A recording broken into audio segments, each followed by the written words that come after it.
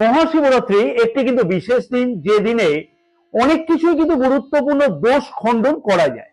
এবং এই দোষ গ্রহ দোষ হতে পারে, অথবা এইরকমও হতে পারে যে অনেক কিছু স্বপ্ন পূর্ণ করবার জন্য একাধিক প্রচেষ্টা করবার পরেও সফলতা না পাওয়া, অথবা মনের আশা কোনোভাবে পূর্ণ না হওয়ার জন্য মনেতে আক্ষেপ থেকে থাকা। হ্যাঁ, বিভিন্ন প্রকারের মানসিক অশান্তি অথবা গ্রহদোষ অথবা স্বপ্ন বা আশা আকাঙ্ক্ষা পূর্ণ করবার জন্য এই মহাশিবরাত্রির দিনে বেশ কিছু গুরুত্বপূর্ণ উপায় পালন করা উচিত। এবং যার যে বিষয়তে অসুবিধা আছে সেই বিষয়ে উপরেতে কিন্তু বা সেই বিষয়গুলো উপরেতে কিন্তু আমি আলাদা আলাদা করে বেশ কিছু উপায় উল্লেখ করব এইখানেতে বা এই ভিডিওতে। আমি আশা করব যে সারাটি বছর যদি সেই উপায়গুলো আগের থেকে পালন করা হয়ে থাকে, তাহলে মহাশিবরাত্রির দিনেতে সেই উপায়গুলো, অর্থাৎ আমি যে উপায়গুলো বলবো সেই উপায়গুলো যদি পালন করা সম্ভব হয়, হ্যাঁ যদি পালন করা যায়, তাহলে সেই সম্পর্কিত ব্যাপারেতে বলবো নিশ্চিতভাবে কিন্তু সফলতা পাওয়ার সম্ভাবনা লক্ষ্য করা যাবে। কারণ মহাশিবরাত্রির দিনটি হলো সত্যি বিশেষ গুরুত্বপূর্ণ দিন, এবং স্কন্দ পুরাণ অনুযায়ী শিব এবং শক্তি কিন্তু একত্রিত হয়েছিল এই দিনেতেই। এবং সব থেকে বড় কথা হলো যে কাল দেখেছে কে? কাল দেখেছে মহাকাল।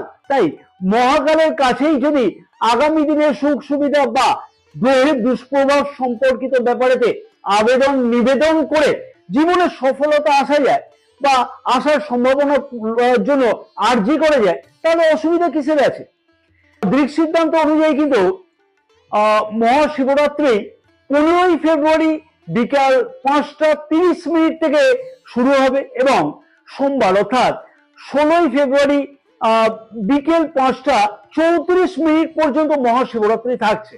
আর এই সময়ের মধ্যে যদি আমি যে কার্যগুলো বা উপায়গুলো বলবো, যার যা সমস্যা সেই সম্পর্কিত ব্যাপারগুলোতে যদি সেই উপায়গুলোকে পালন করা হয়, তাহলে নিশ্চিতভাবে বলা যেতে পারে যে সেই সমস্যার থেকে মুক্তি পাওয়ার সম্ভাবনা অতি অবশ্যই কিন্তু বাবা ভোলানাথের কৃপাতে লক্ষ্য করা যাবে।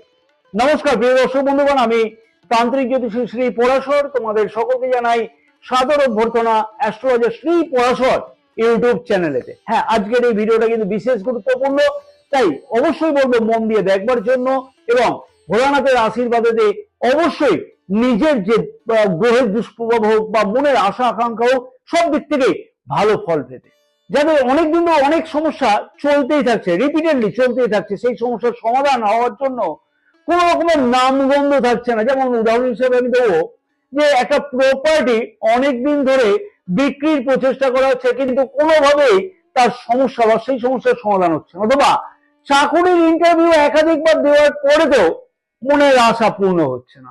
অর্থাৎ যে সমস্যার সমাধানের জন্য প্রচেষ্টা করবার পরেও সফলতা পাওয়া যাচ্ছিল না, সেই সকল ক্ষেত্রেতে সেই সকল মানুষদের উদ্দেশ্যে বলবো যে শিবরাত্রির দিনেতে সকাল সকাল ঘুম থেকে ওঠা উচিত এবং নিত্য কর্ম শুরু করা উচিত, বা মানে যেন স্নানাদি কমপ্লিট করে পূজা কমপ্লিট করা হয়, নিত্য পূজা কমপ্লিট করা হয়, সেগুলোকে একদম কমপ্লিট করো।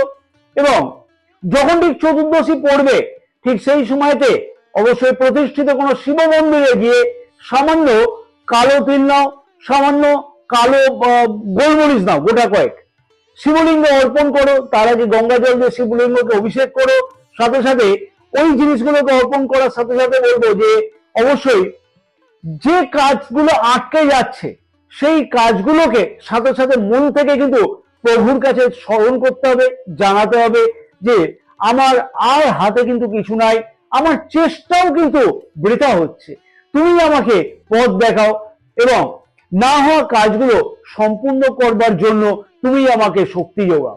এই ক্রিয়াটা করবার পরে অতি অবশ্যই দেখবে শিবরাত্রি ঠিক 2 মাসের মাথাতে অতি অবশ্যই সেই কার্যোদ্ধার হওয়ার সম্ভাবনা অনেক ক্ষেত্রে লক্ষ্য করা সম্ভব হবে, অথবা সেই কার্যোদ্ধার করবার জন্য অনেক কিছু পথ খুঁজে পাওয়ার সম্ভাবনা লক্ষ্য করা যাবে। পয়সা আসছে, কিন্তু জলের মতন পয়সা বেরিয়ে যাচ্ছে। খরচা কোনোভাবেই কিন্তু কন্ট্রোল করা সম্ভব হচ্ছে না, অথবা চাকরি বা ব্যবসা ক্ষেত্রেতে কতটা উন্নতি, মানে যতটা আমি উন্নতি চাইছি ততটা উন্নতি হচ্ছে না, কোনোভাবেই সম্ভব হচ্ছে না। মানে অর্থনৈতিক দিক থেকে যেন মানে কোনোভাবে উন্নতি নেই, আবার খরচা হচ্ছে, ব্যয় হয়ে যাচ্ছে, কিন্তু অত্যধিক পরিমাণে ব্যয়, কিন্তু আয় হলেও আয়ের কোনো ব্যবস্থা লক্ষ্য করা যাচ্ছে না। অর্থাৎ ব্যয় বৃদ্ধি পাচ্ছে, ব্যবসা বা চাকরি ক্ষেত্রেতে কোনো উন্নতির সঠিক কোনো দিশা খুঁজে পাওয়া যাচ্ছে না। সেই ক্ষেত্রেতে দুর্দান্ত উপায়, অবশ্যই এই উপায় পালন করলে কিন্তু এক চুটকিতে বলবো সেই সমস্যার সমাধান হওয়া সম্ভব হবে। পঞ্চামৃত অর্থাৎ দুধ, দই, ঘি, মধু এবং একটি সাদা রঙের মিষ্টি অর্থাৎ ছানার মিষ্টি হলে খুব ভালো হয়। একসাথে মিশ্রণ করে প্রতিষ্ঠিত কোনো শিবলিঙ্গতে অবশ্যই মনে হবে যে একসাথে মিশ্রণ করে এবং প্রতিষ্ঠিত কোনো শিবলিঙ্গ হলে খুব ভালো হয়। সেই শিবলিঙ্গকে অভিষেক করা উচিত পঞ্চামৃত দ্বারা, এবং অভিষেক করবার পরেতে সাদা চন্দন দ্বারা অবশ্যই গঙ্গা জল সহ শিবলিঙ্গকে আবার কিন্তু অভিষেক করা উচিত। এবং সেই অভিষেক করবার পরেতে স্বামী গাছের পাতা বা স্বামী গাছের পত্র একটি করে 5 বার প্রতিবার ওম নমঃ শিবায় বলে শিবলিঙ্গতে অর্পণ করো এবং নিজের মনস্কামনা জানানো।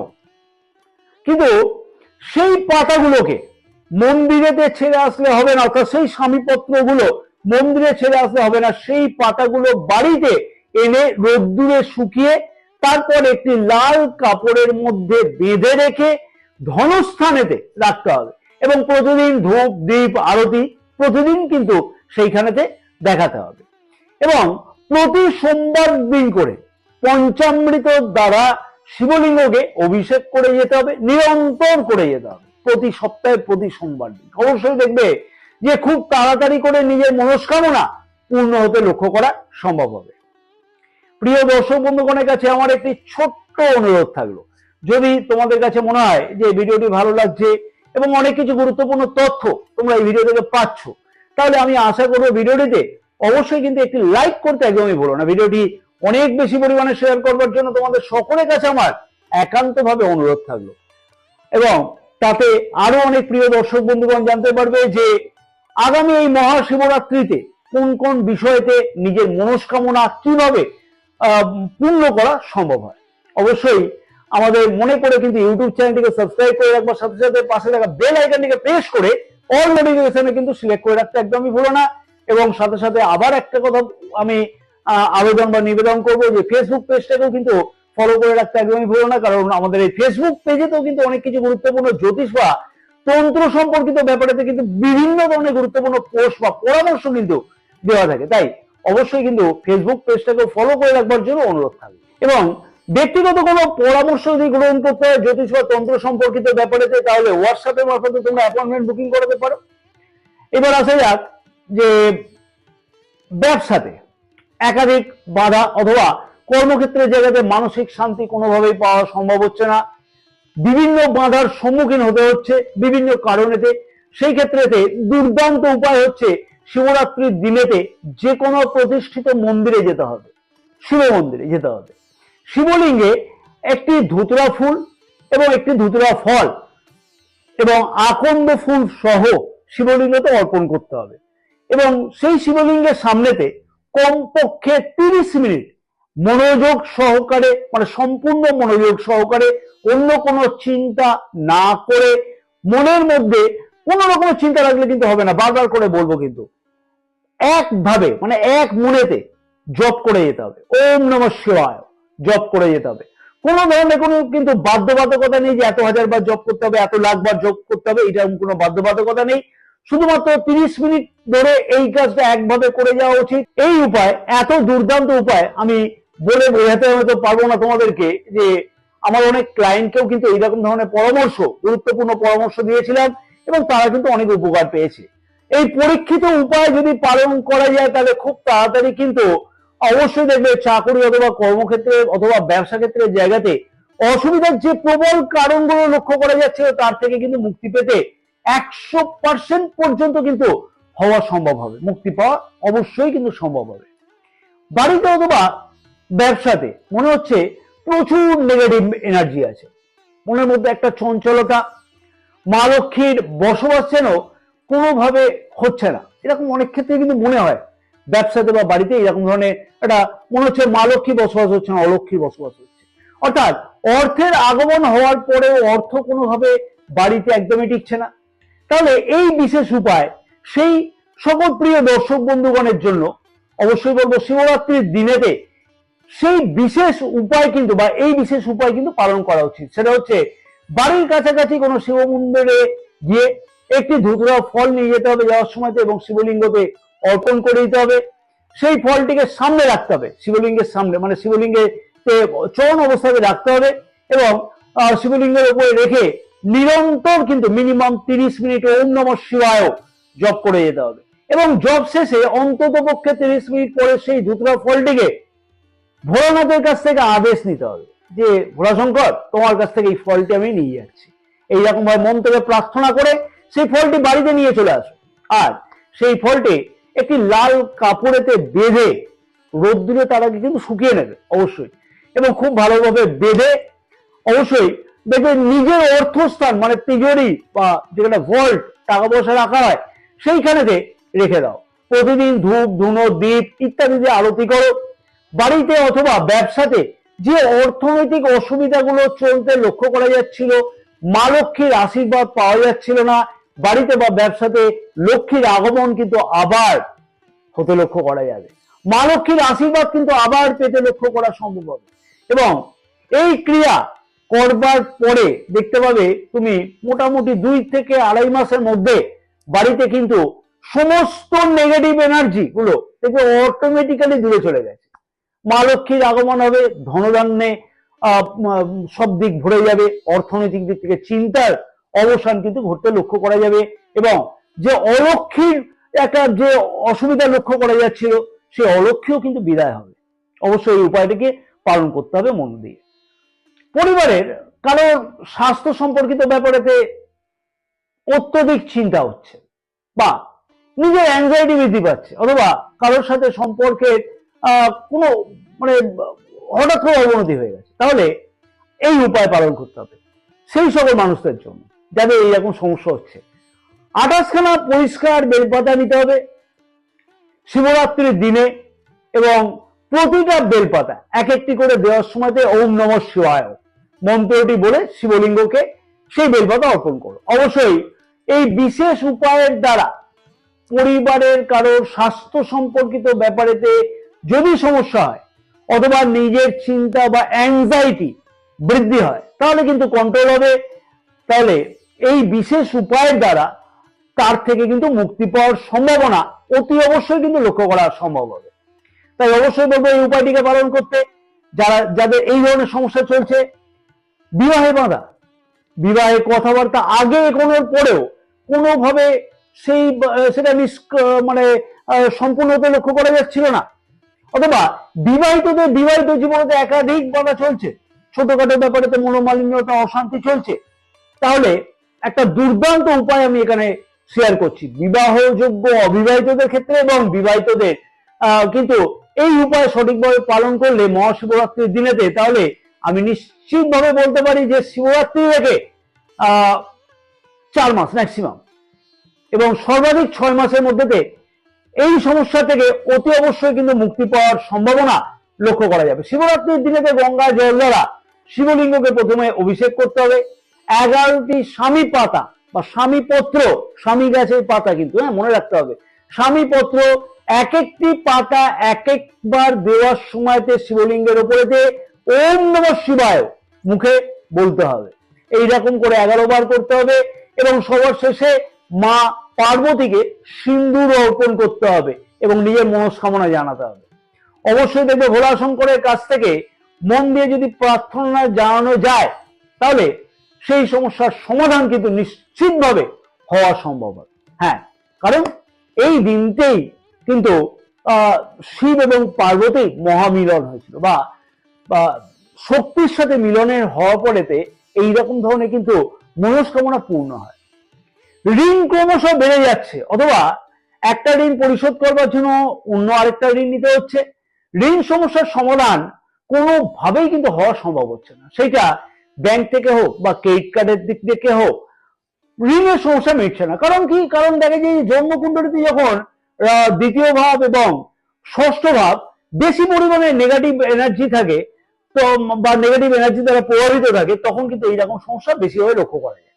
এবং এই সমস্যার সব থেকে দুর্দান্ত উপায় হলো শিবরাত্রির দিনেতে একটা গোটা সুপারি নাও, বা 5টা সুপারি নিলে খুব ভালো হয়, কিন্তু 5টা স্বামী পাতা নাও বা স্বামী পত্র নাও এবং খানিকটা আতপ চাল নাও, শিবলিঙ্গকে অর্পণ করো। প্রতিবার মানে 5 বার, 5টা সুপারি 5 বার, 5টা সুপারির সাথে তোমরা ওই স্বামী পত্রটা দেবে, একটু চাল দিলে আতপ চাল, ওম নমঃ শিবায় বলে বলে 5 বার দাও এবং নিজের মনস্কামনা সঠিকভাবে জানাও। এবং সেই স্বামীপত্রে 5টি স্বামীপত্রের মধ্যে 2টি স্বামীপত্র নিজে নিয়ে চলে আসো, ভালো করে রৌদ্র শুকাও, লাল কাপড়ে বাঁধো এবং ধনস্থানে সেই স্বামীপত্র দুটোকে রাখো। প্রতিদিন ধূপ ধুনা দিয়ে আরতি করো। ঋণের দুষ্প্রভাব থেকে কিন্তু অবশ্যম্ভাবীভাবে বলতে পারা যায় যে 14 দিন থেকে 6 মাসের মধ্যে মুক্তি পাওয়া সম্ভব হবে এবং দুর্দান্তভাবে অর্থনৈতিক দিক থেকে উন্নতি পাওয়া যাবে। হ্যাঁ, এইবার যে উপায়টি বলবো, এর থেকে আর মহা উপায় কিন্তু হয় না। যে উপায়তে কেরিয়ার নয়, ব্যবসাতে অসফলতা, অযথা বিভিন্ন রকমের চিন্তা মাথায় ঘুরছে, বা পরিবারেতে অহেতুক অশান্তি, কোনোভাবে সেই সমস্যার সমাধান হচ্ছে না। একই ব্যবসা, দুজনে একই সাথে খুললাম, কিন্তু আমার ব্যবসার উন্নতি হলো না, যে আমার সাথে ব্যবসাগুলো তার প্রচুর উন্নতি হলো। হ্যাঁ, এইরকম সমস্যা কিন্তু হয় কিরকম জন্য, যে শনি গ্রহ যদি জন্মকুণ্ডলিতে ঠিক না থাকে, অথবা মঙ্গল গ্রহের অবস্থান যদি জন্মকুণ্ডলিতে ঠিক না থাকে, কমজোর থাকে, তাহলে কিন্তু এইরকম ধরনের সমস্যা হয়। এই সমস্যার সমাধানের জন্য কিন্তু বলবো যে দুর্দান্ত ফল পাওয়া যাবে। কেরিয়ার অথবা ব্যবসা যে কোনো দিক থেকে কিন্তু উন্নতি হবে। শিবরাত্রির দিনকে কোনো প্রতিষ্ঠিত শিব মন্দিরে গিয়ে যথেষ্ট পরিমাণের ডাবের জল নাও আগে থেকে, এবং 108টি বেল পাতা নাও। কচি ডাবের জল হলে কিন্তু খুব ভালো হয়। ওম হুম নীলকণ্ঠায় নমঃ, একটি করে বেলপাতা, সামান্য ডাবের জল, এইরকম 108 বার করে এই কাজটা করো। এবং প্রতিবারই কিন্তু মন্ত্র উচ্চারণ করতে কিন্তু ভুলবে না। প্রতিটি মন্ত্র সমাপনের পরেতে বেলপত্র ওঠে দাও আর ডাবের জলটা দাও। খুব তাড়াতাড়ি করে অবশ্যই কিন্তু এই ধরনের সমস্যা সমাধান হতে লক্ষ্য করা যাবে। কেরিয়ার জনিত ব্যাপারেতে দুর্দান্ত একটা সমস্যার সমাধান হবে। সাথে সাথে বলবো যে এই সমস্যার সমাধান কিন্তু বলবো যে এই কাজ করবার পরে, মানে শিবরাত্রির পর থেকে মোটামুটি 7 দিন থেকে কিন্তু এর এফেক্ট পাওয়া যায়। তাই এই ধরনের সমস্যা থাকলে এই উপায়টিকেও পালন করো। তাহলে আমি আশা করব যে শিবরাত্রির দিনেতে যে উপায়গুলিকে আমি পালন করতে বললাম নিজের ভাগ্যের উন্নতির জন্য, গ্রহ দোষের জন্য, সেটা সেই ধরনের কিন্তু উপায়গুলোকে অবশ্যই পালন করা উচিত। এবং মন থেকে মন খুলে হর হর মহাদেব বলো। জয় মাতারা, সকলে ভালো থাকো এবং মহাশিবরাত্রি মহাপুণ্য লগ্নে তোমাদের সকলের মনস্কামনা যাতে পূর্ণ হয়ে থাকে।